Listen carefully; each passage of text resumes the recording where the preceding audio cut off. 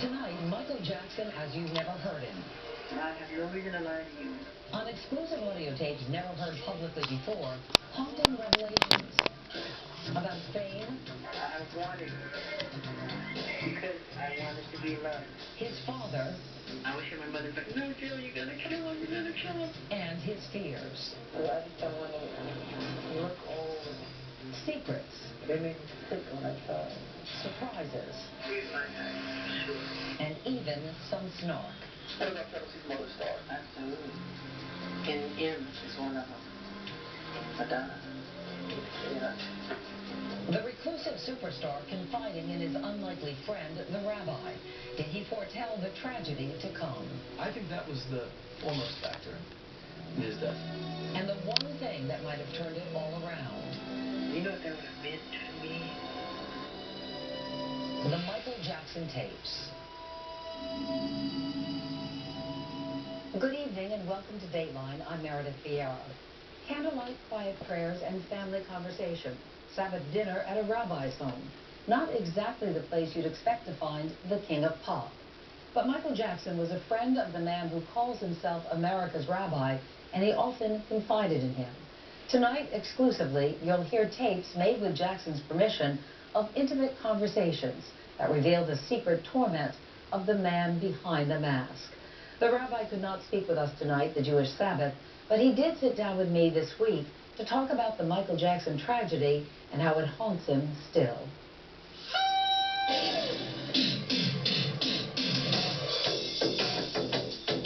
His voice is instantly familiar. I wanted to become such a wonderful performer that I would get love back. But his words are so haunting. Words for children, I would choose death. Words of pain and torment. And anybody else would probably be dead by now, or a junkie or something with what I've been through. Bitterness and rivalry. What about Chelsea's mother stars and things like that? You hear that, Chelsea? Absolutely. And M is one of them. Madonna. Yeah.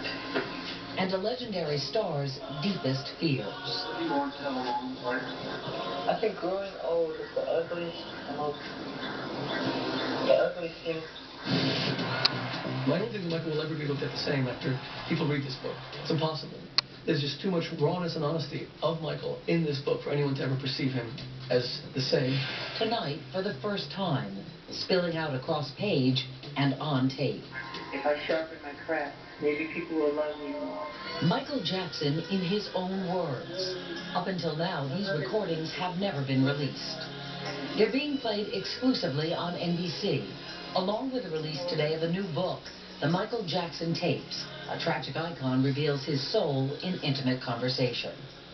Author Rabbi Shmuley Boteach, a relationship expert who calls himself America's rabbi, calls it the king of pop raw, exposed like never before. You could see that there was a woundedness to him. He wasn't very trusting. He opened up very slowly. But one of the first questions that people might ask is did you betray his confidence in any way by releasing these tapes now after his death? Not only have I not betrayed any confidences, Michael used to hold the tape recorders directly to his mouth. He would constantly talk to me about the book, make sure this is in the book. He desperately wanted this out. He counted mega celebrities like Diana Ross and Elizabeth Taylor among his closest friends. But this is Michael Jackson bluntly dissing Hollywood. They love the limelight, and I don't have anything in common. They want to go clubbing.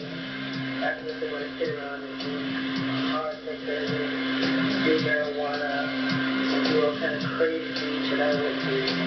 And forget the mask, the chimp, the baby dangling, and any other eccentric behavior we already know about. Here, Jackson talks openly about his oddest and saddest habits. I needed someone. That's probably why I had the mannequins. Because I felt I needed people, someone, and I was too shy to be around real people. I love them. It's just like real babies and kids and people. But it makes me feel like I'm in a room with people. Rabbi Shmuley first met Michael Jackson in 1999 and began recording their conversations a year later when Jackson was 42 years old. Theirs was an unlikely friendship, but the Orthodox rabbi had become a confidant and spiritual advisor to the king of pop. As we got to know each other more, I think he began to believe that I got him. Did he see in you then, Rabbi, the opportunity to be a regular guy? So many of us who look at Michael as strange and weird, that's not what I experienced. He never wore a mask in my presence. The kids were never veiled in my presence. Michael wasn't a celebrity for me anymore. What did you see? Indescribable pain. Tremendous remorse and regret. Shmuley says Jackson, who was still reeling from 1993 sexual abuse allegations, wanted the public to hear his voice. The plan was always to publish the conversations. Absolutely. But why did he want that out there? Why did he want a book of the conversations? He knew that the public was deeply suspicious of him. I think he wanted to be known as the man without a mask. During the 9-month period when the tapes were made, the rabbi says he and Jackson were so close, he considered him part of the family. Shmuley's children still have Marshmallow, the dog Jackson gave them, along with fond memories of the many Friday nights when the king of pop joined them in Englewood, New Jersey for Sabbath dinner. He used to tell me they were the most special evenings of his life. He would arrive at Prince in Paris. Very often his security detail would join us, and we would just sit around, and Michael would just laugh and giggle. Prince and Paris, who were toddlers at the time, were often in tow when the tape recorders were rolling too, sometimes jumping right into the conversation. What are you supposed to do, you know? Smile. If the world sees him as the strange father who cloaked his children in masks, the tapes reveal the tender dad we didn't see. I say to Prince and Paris, you know why I bought you this? They said, because you love me. I said, yes, that's why I bought it.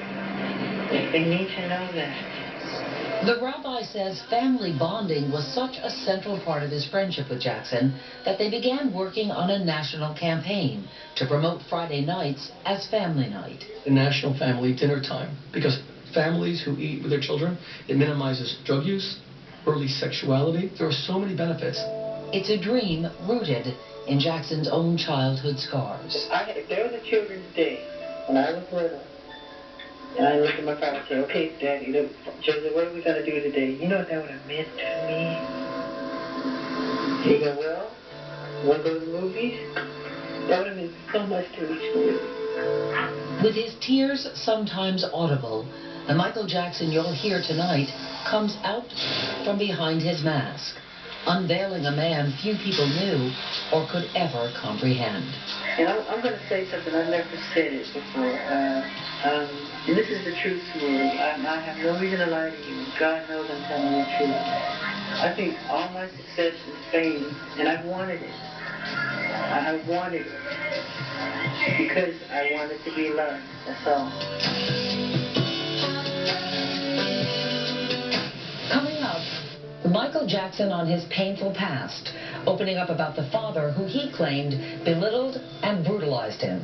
We oil you down, so when the foot of the ironing cord hit you, you know. And then they stunned the world when they stepped out on the town. But what did Michael Jackson really think of Brooke Shields? That was one of the love of my life.